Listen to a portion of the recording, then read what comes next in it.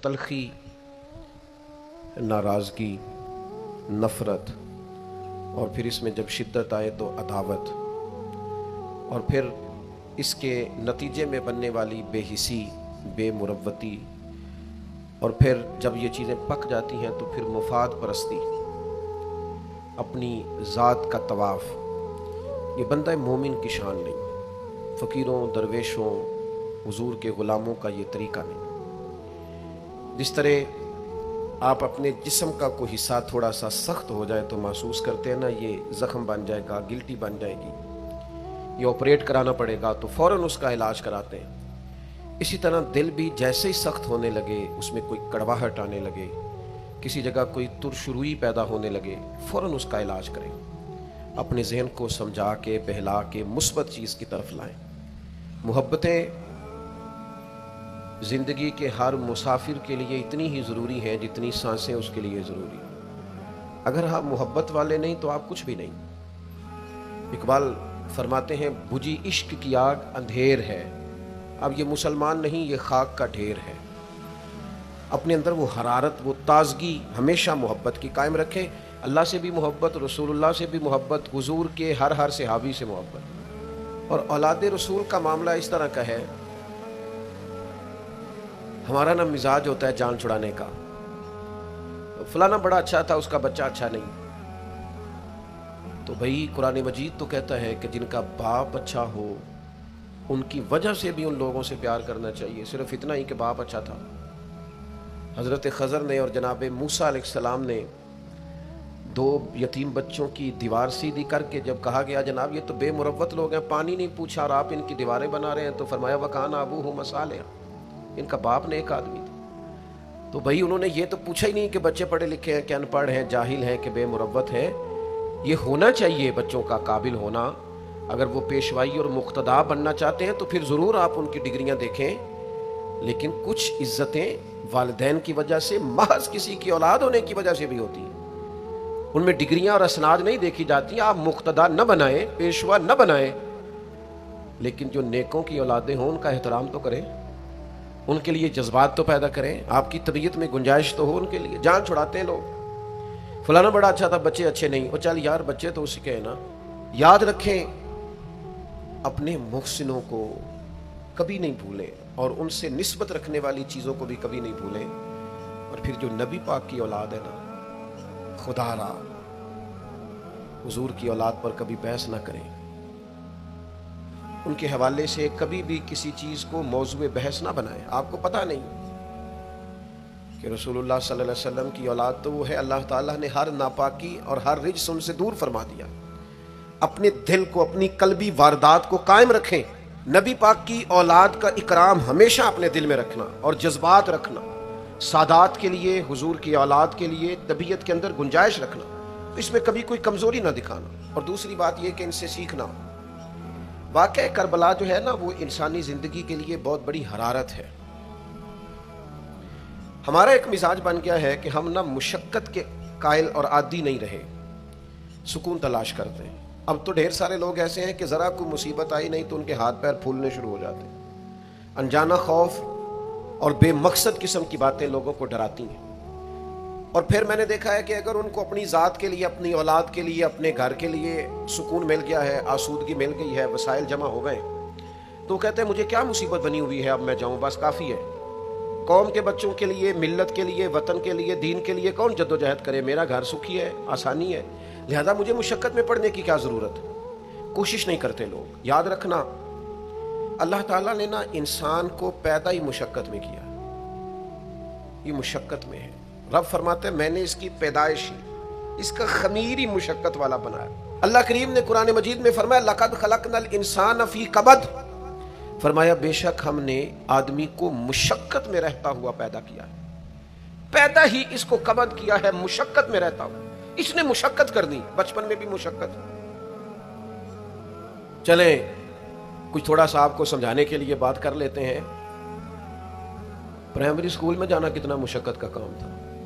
सारी रात लोग मंसूबा नहीं बनाते थे सवेरे छुट्टी करने का, वो कितनी बड़ी मुशक्क़त का काम था। जब 3 महीने की छुट्टियां होती थी तो वो, अल्लाह करे कोई मैं ऐसा जुमला ना बोलूं, असातिज़ा बड़े काबिल एहतराम होते हैं, لیکن ہمارے جو استاد صاحب تھے نا وہ تو صرف ایک آدھ چیپٹر چھوڑتے تھے, باقی کہتے ساری کتابیں لکھ کے لے آنا. تو وہ جب وہ سبق دے رہے ہوتے تھے مشقت کا, تو بندہ سوچتا تھا کہ چھٹیاں آرام کرنے نہیں ملی سان, یا یہ والی مصیبت کرنے کو ملی تھی. جہاں چھٹیوں پہ رہے ہوتے تھے مشقت بڑھ جاتی تھی. آج تو ان چیزوں پر ہنسی آتی ہے. مشقت, جد و جہد, ہر لمحے جد و جہد, اور ہر مشقت اپنے ٹائم پر مشقت ہوتی ہے. آج آپ سے کہا جائے بہت سارے لوگوں سے پرائمری کا امتحان دینا ہے تو آپ کہیں گے بائیں ہاتھ کا کھیل ہے. بھئی آپ بائیں ہاتھ کا کھیل ہے, تب نہیں تھا. اور جو آج پرائمری کر رہے ہیں ان کے لیے بھی آج بائیں ہاتھ کا کھیل نہیں. ہر مشقت اپنے وقت پر مشقت رہتی ہے. کسی وقت کسی چیز کا انتظام کرنا آپ کے لیے بڑا قابل تکلیف ہوتا ہے, آزمائش والا ہوتا ہے. بعد میں آپ سمجھتے ہیں کہ یہ تو کوئی مسئلہ ہی نہیں تھا. اللہ نے انسان کو مشقت, ہم نہ سکون ڈھونڈتے ہیں, بس ٹھیک ہے گھر بن گیا, بس ٹھیک ہے اب میں نے بچے پال لیے, بس ٹھیک ہے. او بھائی تو نے آگے بڑھنا ہے, تو نے مشقت کرنی ہے, جد و جہد میں رہنا ہے. وقت فرصت ہے کہاں, کام ابھی باقی ہے, نور توحید کا اتمام ابھی باقی ہے. یاد رکھیں اگر آج جوانی ہے تو بڑھاپا آئے گا. آج اگر صحت بالکل ٹھیک ہے تو آہستہ آہستہ خدا نخواستہ قوا اور اعصاب کمزور ہونے لگتے ہیں. ہمیں نا ذہنی طور پر تیار رہنا ہے. لوگ کہتے ہیں جناب پتہ نہیں میں بڑا پریشان ہوں, ایک مشکل ختم ہوتی ہے دوسری شروع ہو جاتی ہے. میں نے کہا یہ مشکل نہیں, یہی تو مزہ ہے زندگی کا. اللہ کہتا ہے میں نے تجھے مشقت میں پیدا کیا ہے, اور تو کہتا ہے کہ آسانی ہو جائے. اب یہ تو نہیں نہ ہوگا, جس نے جیسا پیدا کیا ہے بات تو اس قادر مطلق کی چلے گی, تیری نہیں چلے گی جب اس نے پیدا ہی مشقت میں کیا ہے. حضرت زید بن ارقم رضی اللہ تعالیٰ عنہ بیمار تھے. یہ ذرا بات سننا میرے کریم کی. اللہ کے پیارے حبیب علیہ السلام تیمارداری کے لیے تشریف لے گئے. تو حضور سید عالم علیہ السلام نے جا کر جناب زید بن ارقم کی طبیعت کو دیکھا تو کمزوری تھی اور وہ پریشان بھی تھے. تو حضور علیہ السلام کو اللہ تعالیٰ نے غیب کے خزانوں کی کنجیاں عطا فرمائی ہیں. قریب مسکرا کے فرمانے لگے زید اس بیماری سے پریشان نہ ہو, اس سے تو آپ نے ٹھیک ہو جانا ہے. اس روایت پر خاص غور کرنا کیا کہہ رہا ہوں. فرمایا اس سے آپ نے پریشان نہیں ہونا, اس سے تو آپ نے ٹھیک ہو جانا ہے, مسئلہ ہی نہیں. ہاں اس کے بعد ایک وقت آئے گا آپ کی آنکھوں کی بینائی رخصت ہو جائے گی اور عمر بھی آپ کی لمبی ہوگی. یعنی ایک بڑھاپا, ایک نظر چلی جائے گی. اب آپ یہاں غور کریں سرکار تربیت کیا کر رہے ہیں. حضور فرما رہے ہیں یہ جو مشکل ہے یہ تو گزرنے والی ہے, اس کے بعد جو مشکل آنے والی ہے وہ اس سے بڑی ہے. فرمایا زید اس کے بعد آپ کی بینائی چلی جائے گی اور عمر بھی لمبی ہوگی, تو بتائیے اس وقت کیا کریں گے. تو حضرت زید بن ارقم رضی اللہ تعالیٰ عنہ عرض کرنے لگے یا رسول اللہ میں اللہ کی رضا پر ثواب کی نیت سے صبر کروں گا. مانا کیا ہے, دکھ قبول محمد بخشا راضی رہن پیارے.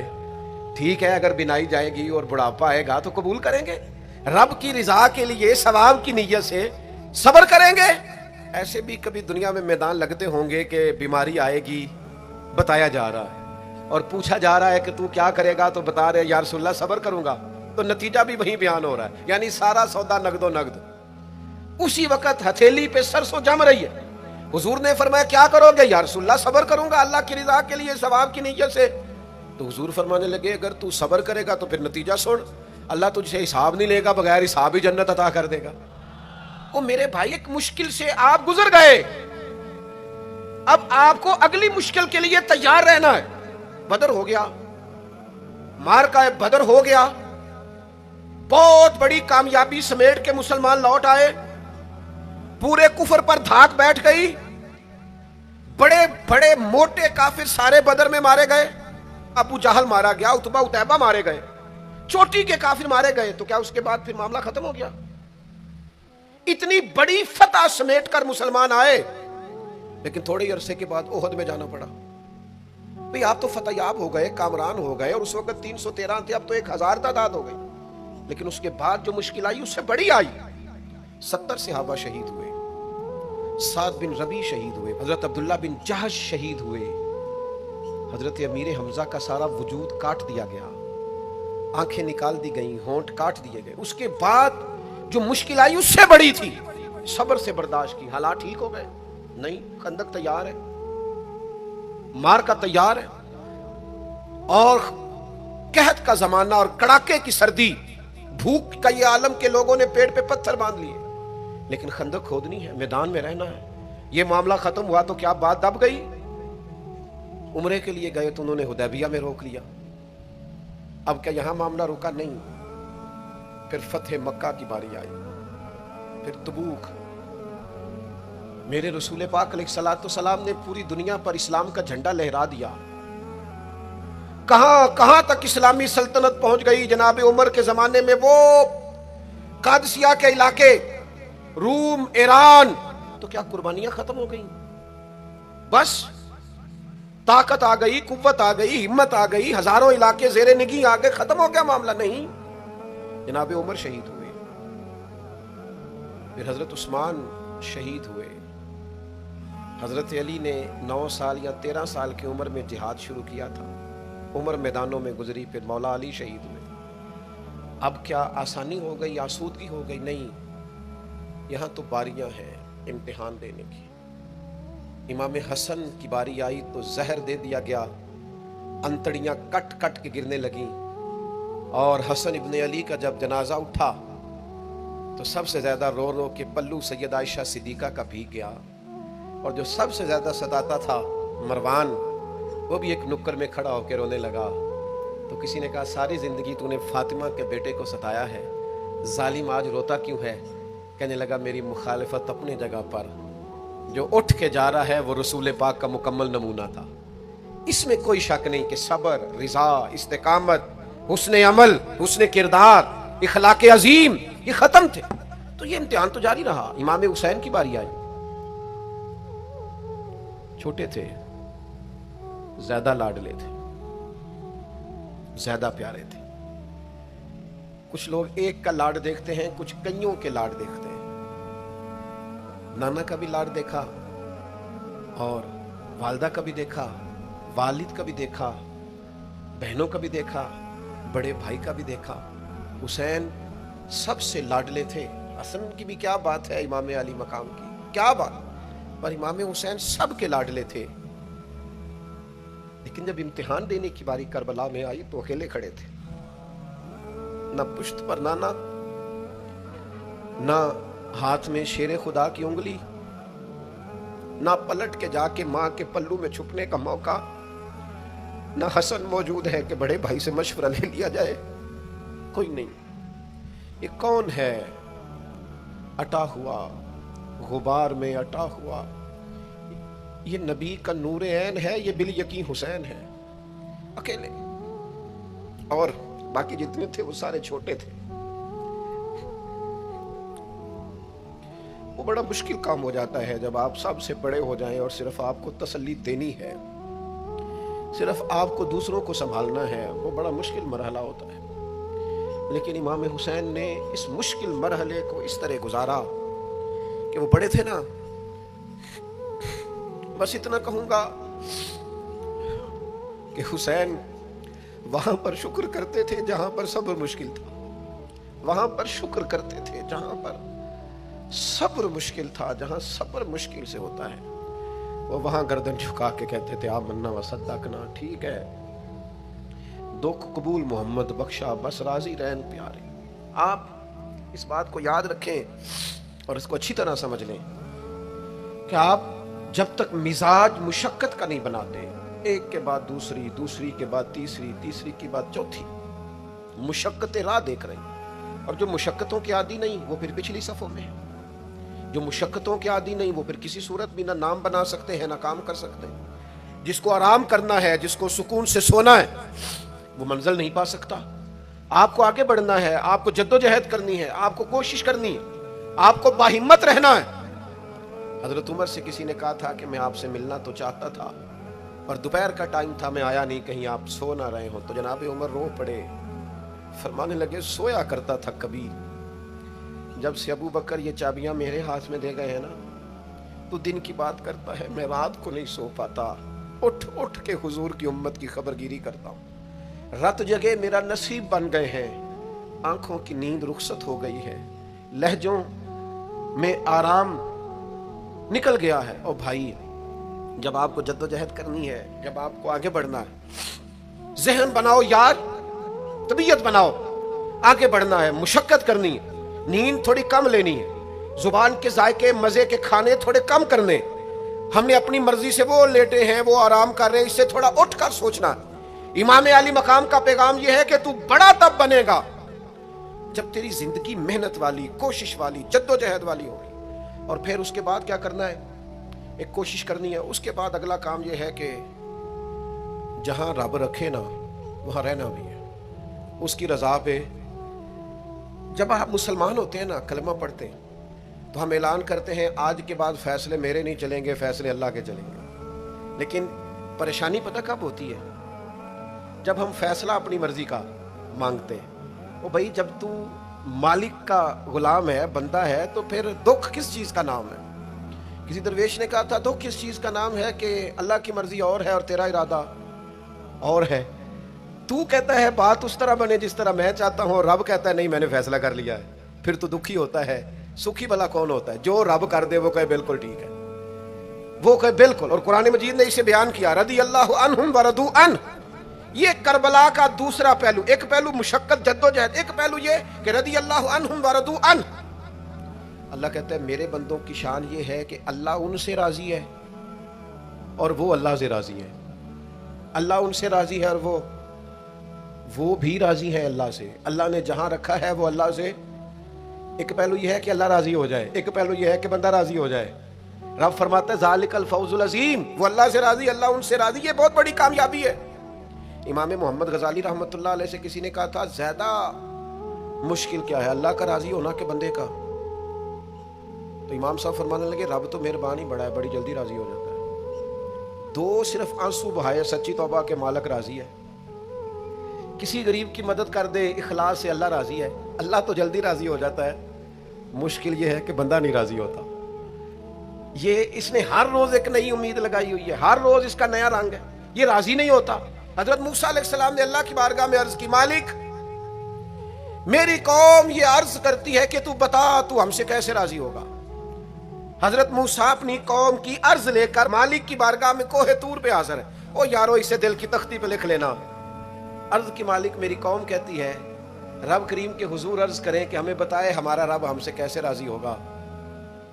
تو حضرت کلیم کہتے ہیں جب رب کی بارگاہ میں عرض کیا تو مالک نے فرمایا ان سے جا کے کہو وہ مجھ سے راضی ہو جائیں، بس وہ راضی ہو جائے میں بھی ان سے راضی ہو جاؤں گا۔ حضرت سیدنا عبداللہ ابن عمر رضی اللہ تعالیٰ عنہ کا صاحبزادہ بڑا سخت علیل ہو گیا۔ بچے بیمار ہو جائیں تو تکلیف بڑی ہوتی ہے انسان کی طبیعت کو۔ حضرت عبداللہ ابن عمر کے بیٹے بڑے سخت علیل ہو گئے۔ جناب عبداللہ ابن عمر بڑے پریشان ہیں، کبھی ادھر جاتے ہیں کبھی ادھر جاتے ہیں، اس حکیم کے پاس اس طبیب سخت پریشان ہیں۔ آپ کے دوست احباب دیکھتے ہیں کہ حضرت عبداللہ ابن عمر بڑے سخت آزمائش میں، بیٹے کا انتقال ہو گیا، صحت نہ ہو سکی، اللہ کا حکم آ گیا۔ اب یہ جو انتقال ہے یہ ظاہر ہے بیماری سے زیادہ مشکل کام ہے، بیٹا چلا ہی گیا ہے۔ لیکن وہ لوگ کہتے ہیں جب ہم بعد میں تعزیت کرنے کے لیے گئے تو جناب عبداللہ ابن عمر کو بڑا مطمئن دیکھا۔ تو ہم نے عرض کی کہ حضور اس وقت تو صرف بیمار تھا تو آپ زیادہ تسلی میں نہیں تھے اور اب آپ بڑے تسلی میں محسوس ہوتے ہیں، وجہ؟ تو فرمانے لگے جب تک میری ذمہ داری تھا نا میں پریشان تھا، اب خدا کے کرم اور رحمت کی جگہ پہ چلا گیا، اللہ کا فیصلہ آ گیا ہے اور میں سمجھا ہوں کہ میرا رب اسے اپنی بارگاہ میں بلانا چاہتا ہے، لہذا میں پورے طور پر مطمئن ہوں۔ اب میں اللہ کی رضا پہ پوری طور پر راضی ہوں۔ میرے عزیز جب تک یہ رضا حاصل نہیں، کیا لطیف انداز ہے۔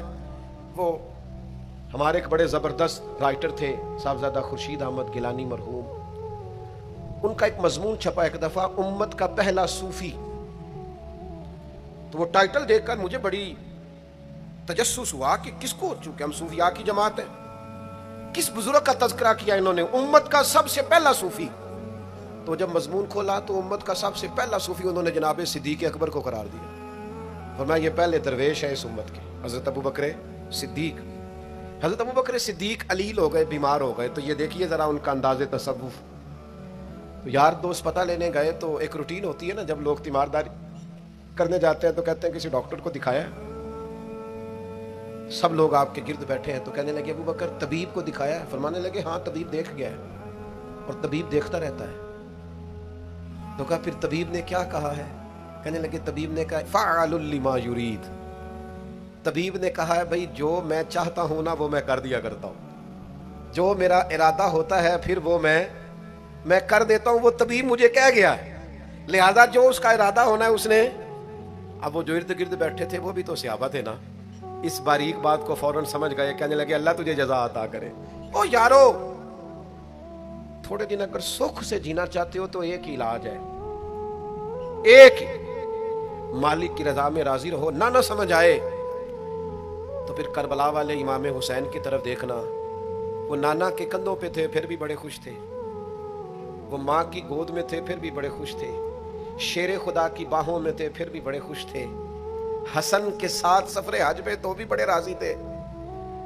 اور جس دن رجب کے مہینے میں مدینہ چھوڑ رہے تھے تو اس دن بھی کہہ رہے تھے مالک میں تیری رضا پہ راضی ہوں. اور حسین ابن علی رضی اللہ تعالیٰ عنہ نے ہمیں یہ معیار دیا ہے, جس دن شبیہ مصطفیٰ علی اکبر ان کے گھر میں پیدا ہوئے تھے, حسین اس دن بھی بڑے راضی تھے. اور جب اللہ اکبر کہہ کے زخم کھا کے جناب علی اکبر گھوڑے سے زمین پر تشریف لائے تھے اور جوان بیٹے کو سہارا دے کر انہیں اٹھانا پڑے تھا, حسین اس دن بھی رب کی رضا پہ بڑے راضی تھے. اور جب چھوٹا سا بیٹا ان کی گود میں اس کی سانسیں اکھڑ رہی تھیں تو امام علی مقام اس وقت بھی اپنے رب کی رضا پہ بڑے ہی راضی تھے. حد ہو گئی, جس گلے کو محبوب چومتے تھے اس وقت بھی حسین راضی تھے. اور جب اسی گلے پہ خنجر چل رہے تھے تو امام علی مقام نے یہ نہیں کہا کہ مالک میرا اتنا امتحان, آخر میرے مسئلے کب حل ہوں گے, میری مشکلات کب حل ہوں گی, آخر کس وقت, یہ نہیں فرمایا, بلکہ یہ سارا کچھ سہ کے دونوں ہاتھ زمین پہ بچھا کے سجدہ شکر ادا کر کے کہا مالک جہاں تو رکھے حسین وہاں راضی ہے. اتنا شکوہ ہے ہماری زندگی, آپ یقین کریں ان باتوں کی بھی دوست دعا کرانے آ جاتے ہیں جہاں دل کرتا ہے کہ انہیں سمجھائیں کہ یار نہ کہیں تو ٹھہرنا اپنے رب کی رضا پہ. یار دیکھو چھوٹی بات نہیں, حضرت انس بن مالک کہتے ہیں 10 سال میں نے نبی پاک کے گھر میں نوکری کی ہے. 10 سال, ایک سال کے بعد لوگ اکتا جاتے ہیں, سارا پتہ چل جاتا ہے, اس کے بعد وہ چاہتے نہیں رہتی, بندہ پرانا ہو جاتا ہے, اکرام احترام اللہ ماشاءاللہ وہ نہیں رہتا. فرماتے ہیں 10 سال حضور کے گھر میں نوکری کی, پورے 10 سال ایک دفعہ بھی رسول پاک نے اوف نہیں کہا. فرماتے ہیں ایسا نہیں کہ کبھی کوئی ایسی بات نہیں ہوئی جس سے حضور ناراض ہو, کئی دفعہ ایسے موقع آئے حضور نے کسی کام سے بھیجا, میں جا کے بچوں کے ساتھ کھیلنے لگا, محبوب آئے, میں ڈر گیا, لیکن حضور نے کچھ بھی نہیں کہا, مسکرا کے فرمایا تمہیں کام بھیجا تھا کر کے کیوں نہیں آئے. او یار آپ ٹھہرے تو صحیح, استقامت تو ہو, ذرا سی بات پہ بلبلا اٹھنا, تڑپ جانا, ہر چیز سے الجھ جانا, یہ بندہ مومن کی شان نہیں. طاقتور زندگی گزارو, طاقتور. ایک تو یہ کہ مشقت کرنی ہے, دوسرا اللہ کی رضا پہ راضی رہنا, اور تیسری بات یہ سوچیں کبھی ذاتی قسم کی نہیں بنانی, سوچیں ملی قسم کی, قومی آفاقی سوچیں.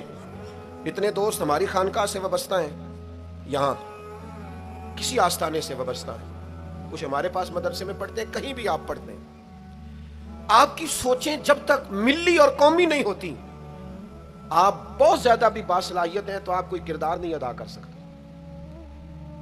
آپ کو اللہ نے جو صلاحیت دی ہے وہ دین کے لیے خرچ کریں, کوئی بھی صلاحیت ہے آپ کی, عزیز وسیع الظرفی وسیع المشرب, آپ اپنی صلاحیت سے قومی فائدہ کریں. آپ کیا مطلب ملی باتیں, چھوٹی باتیں, چھوٹا سا ذہن, چھوٹی سی بات, آپ وسیع بات کریں. امام بخاری لکھ گئے, ایک مخصوص فقہ کے مقلد تھے امام صاحب, لیکن انہوں نے بخاری میں یہ رنگ نہیں اختیار کیا کہ جو کسی اور مسلک پر چیزیں دلائل کرتی ہیں, فقہ کے مسلک کی بات کر رہا ہوں, کسی اور مشرب پر تو میں نے لینی نہیں. انہوں نے کام کیے تو قومی سطح کے کیے, چھوٹے چھوٹے ذہن, چھوٹی چھوٹی باتیں. ہمارا ہی مدرسہ نہیں, دنیا میں مدرسے, ہماری خانقاہ نہیں, دنیا میں خانقاہیں. ہم اگر ایک دوسرے سے لوگوں کو توڑنے لگیں گے تو ملی کام نہیں ہوگا. ہم گھر نہیں بنانا چاہتے, ہم رسول اللہ کا دین تعمیر کرنا چاہتے ہیں, دین اس امت کے اندر لانا چاہتے ہیں, نافذ کرنا چاہتے ہیں. تو ہم تو تھوڑے سے لوگ ہیں کام کرنے والے جو پوری دنیا میں کام کر رہے, کہیں بھی کوئی کام کر رہا ہے. ہم نبی پاک کا دین لانا چاہتے ہیں تو ہم تو ہر ایک کو سپورٹ کرتے ہیں, جو تھوڑا سا بھی کام کر رہا ہے اسے سپورٹ کرتے ہیں. میری آپ سے گزارش ہے, جس کاز کے لیے امام حسین نے جان دی تھی نا, اس کاز پر کام کرنے کی ضرورت ہے. اب کیا کرنے کی ضرورت ہے؟ اب وہ پیغام جو امام علی مقام کا پیغام ہے, دین کے لیے کام کریں, بے حیائی کے خلاف, عریانی کے خلاف, بے دین قوتوں کے خلاف, لوگوں کو سکون ملے گا، انہیں قائل کریں کہ سکون تمہیں نماز میں ملے گا، عبادت میں ملے گا، دیانتداری میں سکون ہے، قناعت میں سکون ہے، عزت نفس اور خودداری میں جو تمہارے لیے اللہ نے رکھا ہے اس میں سکون ہے۔ لوٹ کے کھاؤ گے تو سکون نہیں ملے گا۔ میرے بھائی، اس سارے پیغام کو عام کرنے کی ضرورت ہے، پھیل جائیں دنیا میں، اور جس طرح اپنے حق میں لوگوں کو قائل کرتے ہو نا، کو مجبوری بن جائے، اس طرح لوگوں کو دین کے حق میں قائل کریں۔ منت کر کے بے نمازی کو نمازی کریں، منت کر کے جو دین سے دور ہے اسے دین کے قریب کریں۔ آپ کوشش کریں کہ فروغ دین ہو، جہاں مسجد نہیں تعمیر مسجد میں کردار ادا کریں۔ اپنے لہجوں سے ہر تھکاوٹ اتار کے آگے بڑھو، ملی قومی سوچیں پیدا کرو۔ ہم نے اس وطن کو بھی تعمیر کرنا ہے، دین کے لیے ہم نے اپنے آپ کو پیش کرنا ہے جس حد تک ہو سکے۔ اور دین کی تبلیغ کا سب سے بہترین طریقہ یہ ہے، امام جعفر صادق سے کسی نے کہا تھا میں دین کی تبلیغ کرنا چاہتا ہوں، کیا کروں؟ پیغام امام حسین کانفرنس میں بات ختم کرتے وقت امام حسین کے پوتے کی بات سنا رہا ہوں، کہا حضور دین کی تبلیغ کرنا چاہتا ہوں، کیا کروں؟ فرمانے لگے دین پہ عمل کرنا شروع کر دے، یہ دین کی تبلیغ۔ آپ کا اچھا اخلاق یہ دین کی تبلیغ، آپ کا معاف کرنے کا جذبہ یہ دین کی تبلیغ، آپ کی خیر خواہی، لوگوں کا بھلا کرنا، یہی دین کی تبلیغ۔ صرف تقریر سے تبلیغ نہیں کریں آپ کا عمل اور کردار یہ دین کی تبلیغ ہے۔ آپ اپنا انداز زندگی بدل جائیں، انداز خوبصورت کر جائیں، یہ دین کی تبلیغ شروع ہو جائے گی۔ 3 باتیں آپ کی خدمت میں رکھی ہیں اس پورے گفتگو کا نتیجہ۔ ایک تو زندگی مشقت والی، محنت والی، جد و جہد والی۔ یہ جو نوجوان آرام ڈھونڈتے ہیں نا، سکون، اقبال کہتے ہیں لہو مجھ کو رلاتی ہے جوانوں کی تن آسان، یہ تیار ہو جائیں، مشقت، جد و جہد، کوشش۔ اور دوسری بات، اس کوشش کے بعد بھی رب جو فیصلہ کرے رب کے فیصلے پر راضی رہیں، مقام تسلیم و رضا والی زندگی گزاریں۔ اور تیسری گزارش، سوچیں سطحی نہیں، ذاتی نہیں، عالمی سوچیں۔ میں بڑے درد سے یہ بات عرض کروں، لوگ اپنی ذات کے لیے دین کا استعمال کرتے ہیں، اپنی ذات کے لیے۔ جو میرا ذاتی مخالف ہے میں اسے یزید کہہ دیتا ہوں، میرا ذاتی مخالف ہے۔ ہمارا ذاتی مخالف ہوتا ہے، ہم کہتے ہیں بے ایمان ہو گیا۔ او خدا کے بندے، تیرے سے اختلاف ہوا ہے، تو اسے یزید تو نہ بنا، اتنی بڑی لعنت کا توق تو نے گلے میں ڈال دیا۔ اگر وہ یزید ہے تو تو اپنے آپ کو کیا سمجھتا ہے؟ اپنا پھر تو نے درجہ کیا بن؟ اتنی جلدی نہیں، قومی سوچیں پیدا کریں، کوشش کریں کہ آپ ملی کام کریں، آپ لوگوں کو جوڑیں۔ آفاقی تعلیمات ہیں اسلام کی، ان آفاقی تعلیمات میں آپ اپنا وقت گزاریں گے تو آپ محسوس کریں گے زندگی بڑی خوبصورت ہو گئی۔